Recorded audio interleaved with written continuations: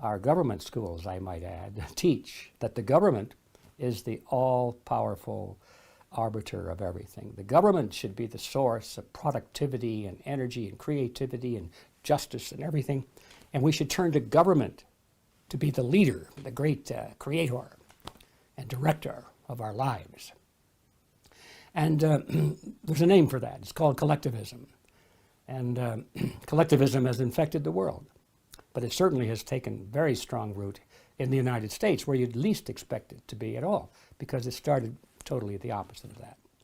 So collectivism today, I would, if you had to put a number on it, just a whimsical number, I would say that the United States today is about probably 80% in that range, 80% collectivist, meaning that 80% of what happens in America is based on the concept that the state should be in the middle of it. It should, you need to go to the state to get permission to do it, and the state has to tell you how to do it and how not to do it and when to stop doing it and so forth. And the state's going to take all of your profits and so forth.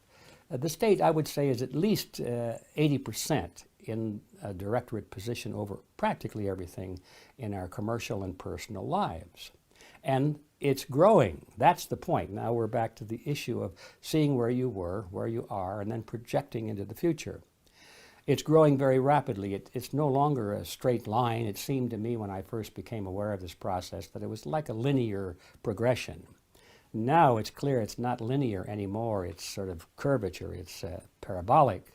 And the growth rate is increasing. So it's easy to see that unless there are some changes in the thinking of the American people, and certainly unless there are some changes in the leadership of the American people, this process is going to continue beyond the 80% point until it's 85%, and then 90%, and then finally 100%.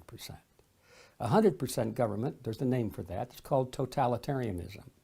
And that, in a nutshell, is where the United States is headed very rapidly.